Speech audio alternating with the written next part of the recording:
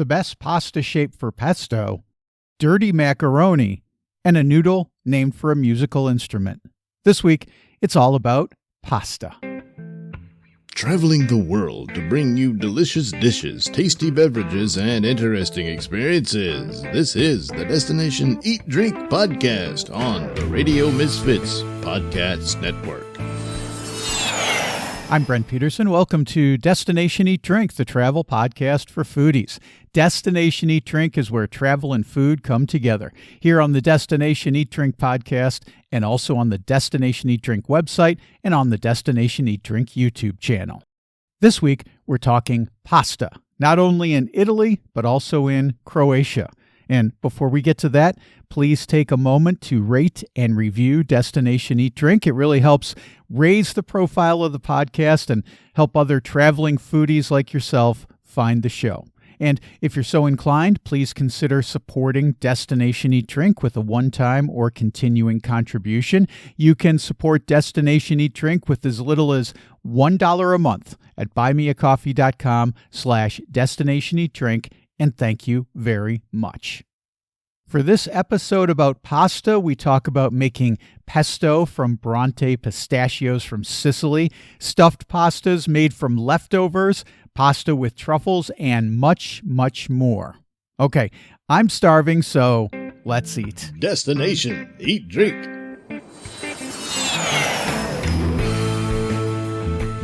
Katie Parla is a New York Times bestselling author, podcaster, and foodie tour guide based in Rome. She talks about some pesto and pasta from her new book, Food of the Italian Islands.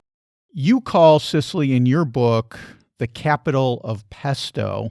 I think most people, when they think of pesto, they think of northern Italy, most associated with places like Genova.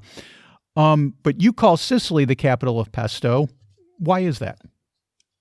Yeah, I mean, for sure, Genova has the lockdown on pesto the way that Kleenex has on tissues.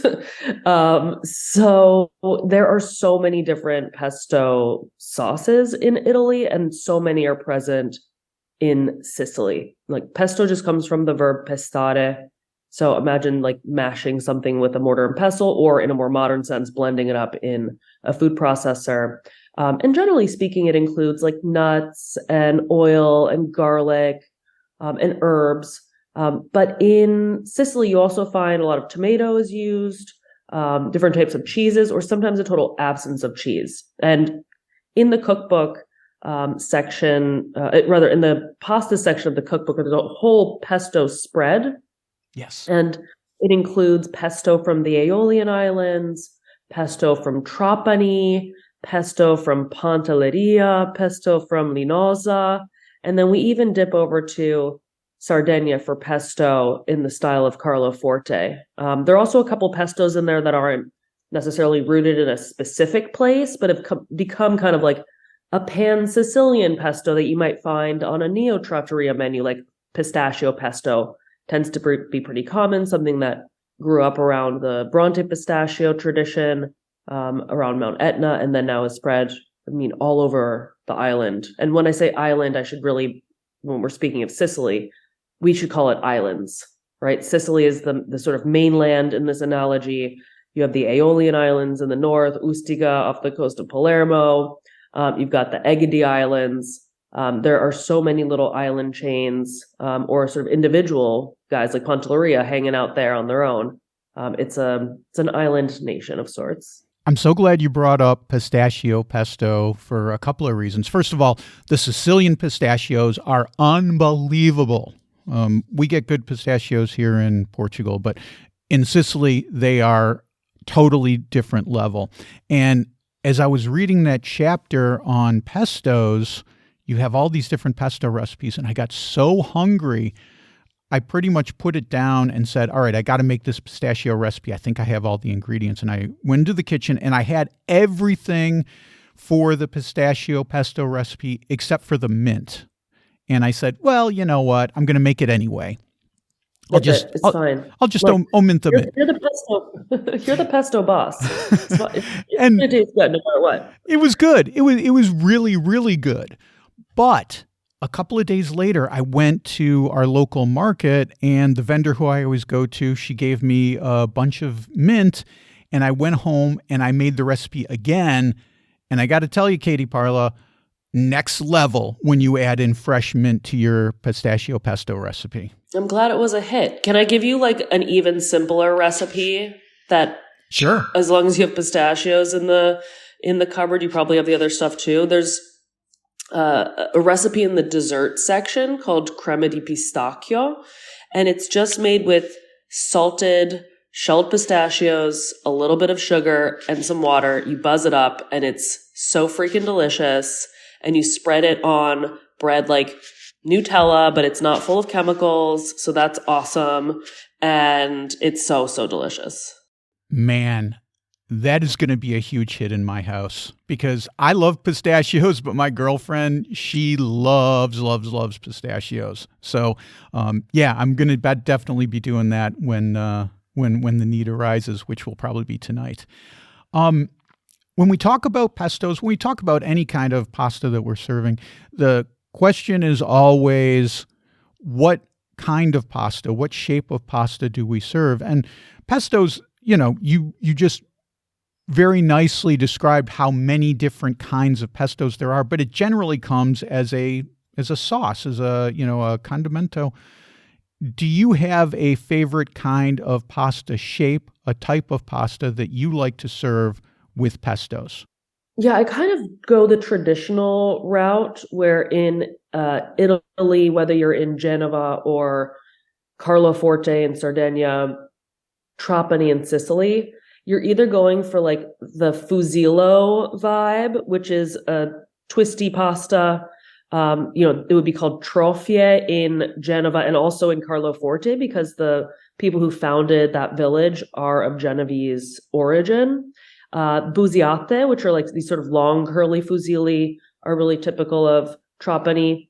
Or still following the traditional pairing, I'll go for like a long strand, linguine, spaghetti. Those are all good because like this is not a saucy sort of chunky type of situation where you might need a tube to scoop it up.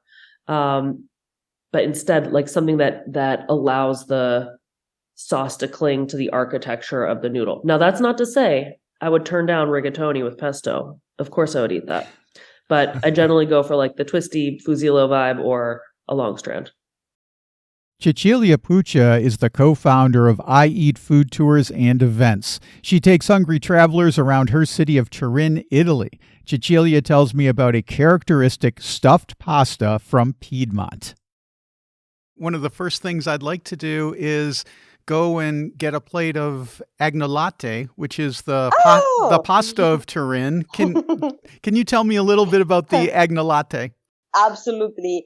Agnolotti are a typical stuffed egg pasta and from Piedmont, and the peculiarity is that the filling is made from cooked meat.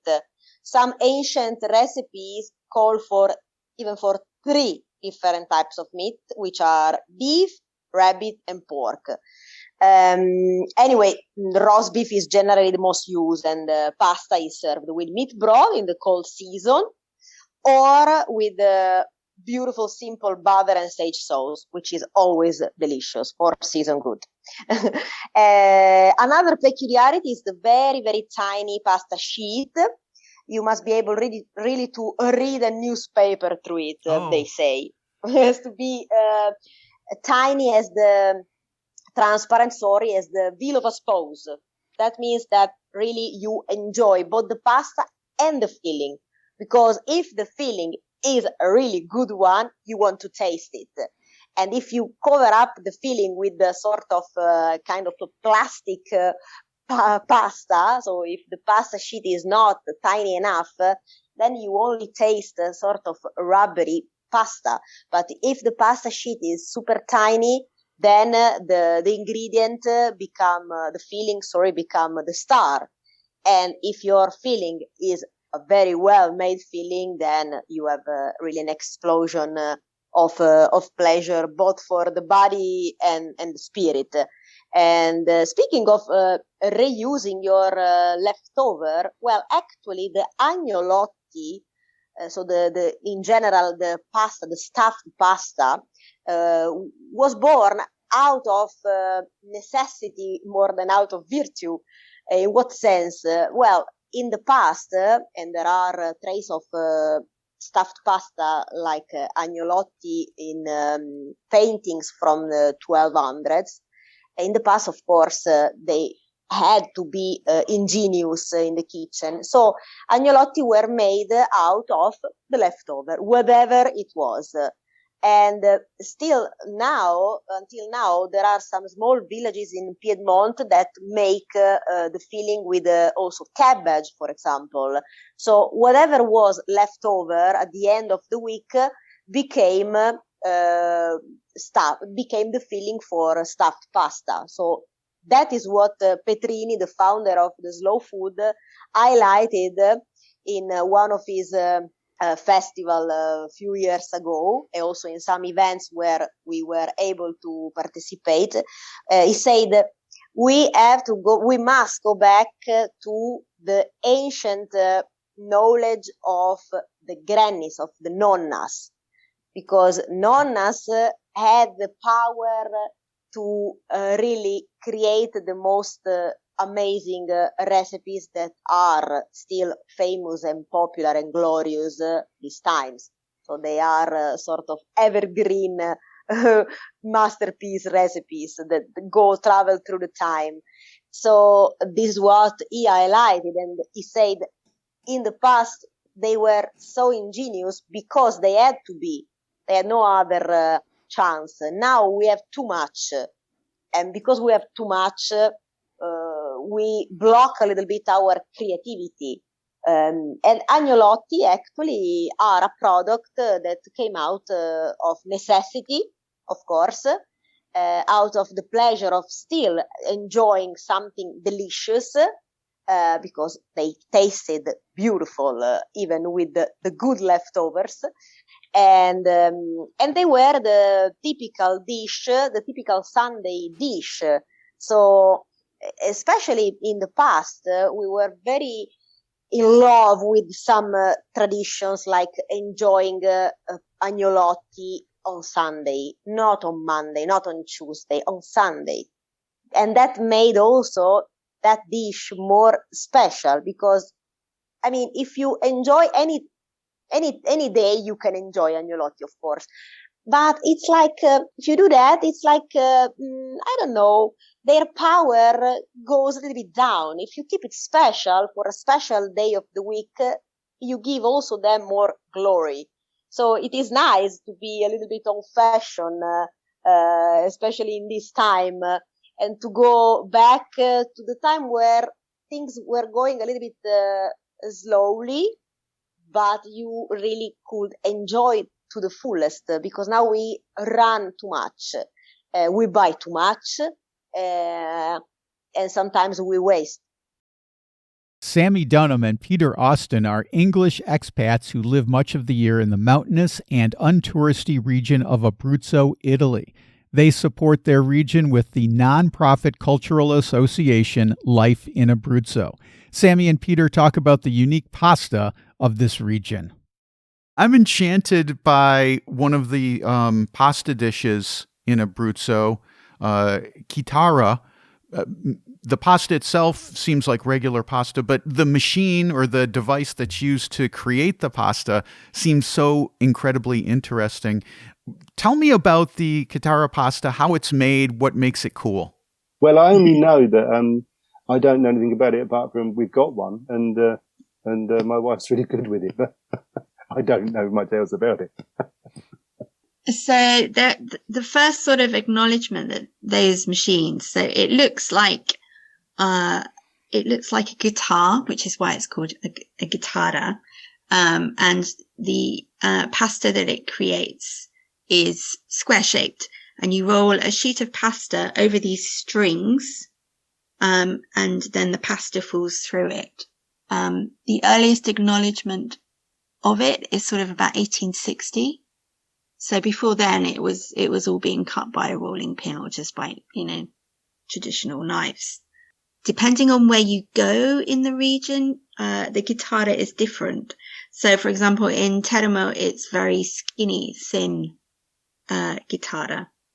Whereas the further south you go, it gets slightly thicker. So it's quite different as well. And you also have chitarra in, for example, in Campania and places. But again, it's much thicker than the northern Teramo version, which is more like noodles. Yeah, I guess it's the first level of automation, isn't it? After cutting it by hand, it's just taking it up a notch. It's such a cool looking machine. You know, I would love to, I don't even know if you can call it a machine, a tool, I guess would be a better word for it. But I would just love to see one of those in an Italian kitchen in use. I think it would be so interesting. How do you serve the chitarra? I mean, what are the condimentos that go on top? So in Teramo, you have polpettini, which are absolutely minute. If you look at your little finger and the nail on your little finger, the meatballs are the size of that nail on that little finger. So tiny, tiny, tiny. It's not great big, golf ball things in Abruzzo at all. They're small, particularly when you're serving it with these noodle-like chitarra stands. So yeah, very small meatballs in a rich tomato sauce. They have their own tomatoes in Abruzzo, which are pera tomatoes, which almost look segmented on the outside, and are delicious. Not so sweet as dattarini or anything like that, but still very good. And Peter, any other pasta dishes that you really like in Abruzzo? Well, I do like most pasta dishes. I like anything with truffles, and the tartufi of Abruzzo. Well, it's interesting, isn't it? Because I know people who know where they are, but they won't tell you. So there's a very strange carry on about where are the truffles. Yeah, but anything with truffles. But I like gnocchi really, and that's not really pasta, is it? But it's my dish, I think, that I prefer. But yeah, pasta is all good, and of course you often get handmade pasta, and it's considered normal, isn't it? I suppose it's not like you're getting anything fancy. So in the trattorias and the restaurants, it still seems like pretty much like home cooking a lot of the time. Sammy, any other indigenous pasta dishes that you like to mention about Abruzzo? There's quite an interesting ravioli dish, which is served sweet with lemon and cinnamon. That's quite good. There's an orto dish where literally everything from the orto goes in and is served on pasta rings called annellini, with a dollop of ricotta on top. There's sort of like a clash of, do you put meat in it or not? But all the ones I've had are vegetarian. Originally as well. So for example, in Teramo as well, you'll see a lot of, pasta amatriciana, which everybody associates with Rome. Right. But originally Amatrici was part of Abruzzo. So I think Mussolini changed the border, I think. Yeah. So that's actually a very sort of typical pasta dish that you would be eating in Abruzzo as well. But yeah, everybody thinks, it's a Rome dish, but no, it's originally an Abruzzese dish. Cameron Hewitt is the author of travel guides for Rick Steves Europe. His travel memoir, The Temporary European, is out now. Cameron talks about how Croatia is reclaiming their own pasta heritage. You know, speaking of these islands, there's an island called Pag, P-A-G, that I actually haven't been to, but I love the cheese from there. There's a special cheese, a sheep's milk cheese, if I'm not mistaken. Yeah, it's called pashki sir. Pashki is the adjective form of pog, so it's pashki sir, pog cheese. And it's delicious because those sheep are out grazing on, salt grass from the, this grass that's growing near the Adriatic Sea. And the cheese is absolutely exquisite. I would imagine that going there and having some of the cheese would be a real great experience. Yeah, absolutely. And, it's fun because each island has its own sort of claims to fame. So that's part of the fun of traveling place to place. And it's interesting because pug cheese has always been, even years ago, that was recognized as sort of a great kind of Croatia-wide specialty. But one thing I've noticed more recently is the sort of foodie sensibility is becoming a little more appreciated and understood among the people of Croatia. And so, whereas you used to go to a restaurant in a place like Korčula, and it would just be a generic menu of pasta dishes you could get anywhere, like spaghetti carbonara or something, they're starting to really try to go back to their roots and find dishes that are a little more unique to the island. And I think it's fun to watch this happening, because I think it's sort of like, well, we eat this kind of very specific kind of pasta preparation and noodle on this island, but that's just for us. And for the tourists, we give them the spaghetti carbonara or the spaghetti with tomato sauce. And now they're starting to realize, oh, actually, when people come here, they really want to try what we eat. And so it's been fun to watch some of these things get elevated a little bit more. It's so funny when that happens, because, I think the mentality is, oh, no one is going to care about this. We're just going to give them, pizza or, whatever dish that they're familiar with. And now, like you said, people are coming specifically to travel on their stomach and to, find these unique dishes. What are some of these dishes that you've enjoyed as you've been either island hopping or maybe in and around other parts of mainland Croatia? Well, for example, there's a noodle that is called makaruli, which is very close to the word for macaroni. But it's not exactly like an Italian or an American macaroni. I think they're usually hand rolled, and it's kind of folded over. So it is a tube shaped pasta, but it's hand rolled. And that's an example of something that I don't remember seeing on too many menus at all, even 5 years ago, but certainly 10 years ago.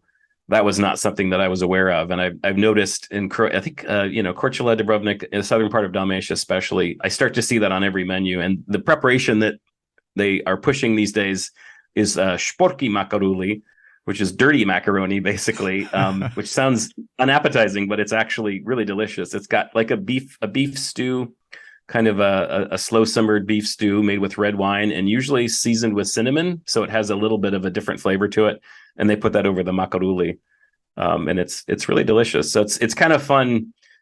And it's also nice because I think I want people to travel not for that kind of generic international experience, standard experience, but I want people to travel and have access to something they can only have in that place. So again, it's really fun to see a dish like šporky makaruli becoming a little more embraced and kind of recognized. It's nice too, because I think it's part of a process of the people of Croatia taking pride in what's local, which hasn't always been the case. I think especially during the Yugoslav period, everything was collectivized and it was mass tourism and it was what food can we crank out. Here's another great example. In the interior part of Croatia, Plitvice Lakes National Park, which if you know anything about Croatia, this is this beautiful national park with lakes and waterfalls. If you think a beautiful picture of waterfalls in Croatia, it's probably from Plitvice Lakes National Park. And it's deep in the interior of the country. And there was an old kind of hotel-run restaurant that always used to be kind of junky, and they've now renovated it, but kept it very rustic and traditional. And almost everything on the menu has lamb, because that's a local specialty there. And it was really fun to kind of go in and instead of opening the menu and seeing, lots of international dishes that were catering to people from all over the world. There's, the items that are special for that region, which is called lika. Especially for that region, were actually flagged on the menu with a special little symbol, and and most of them were lamb dishes, and people were clearly being pushed to the local choices, which is something again that never would have been the case years ago. Okay. That'll be your carb intake for the week. Cameron's book, The Temporary European, is available at CameronHewitt.com or wherever books are sold. You can learn more about Abruzzo from Sammy Dunham and Peter Austin at lifeinabruzzo.com. Cecilia's food tours of Turin can be booked at ieatfoodtours.co.uk. And Katie Parla's book, Food of the Italian Islands, is available at her website, katieparla.com. Well, that's it for this week. Next week, Berlin, Germany, for German meatballs in caper sauce, Kettwurst, and the counterculture in the former East Germany. So don't miss that. Until then, I just posted a great new video about the best Brazilian food in Lisbon. It was such a fun video to make, and there is a great Brazilian culture all over Portugal, Lisbon especially, and so I dive into some of the best places for Brazilian food. You can see that by clicking on the video tab at destinationeatdrink.com or by going to my YouTube channel at Destination Eat Drink 946. I also just posted a brand new story about Christopher Columbus and the debate over where his final resting place is located. You can read that at destinationeatdrink.com/blog. Destination Eat Drink is distributed by the Radio Misfits Podcast Network and Ed Silla. Thanks, Ed. I'm Brent Peterson. I'll see you down the road. Join us next week for another culinary adventure on Destination Eat Drink, a presentation of the Radio Misfits Podcast Network.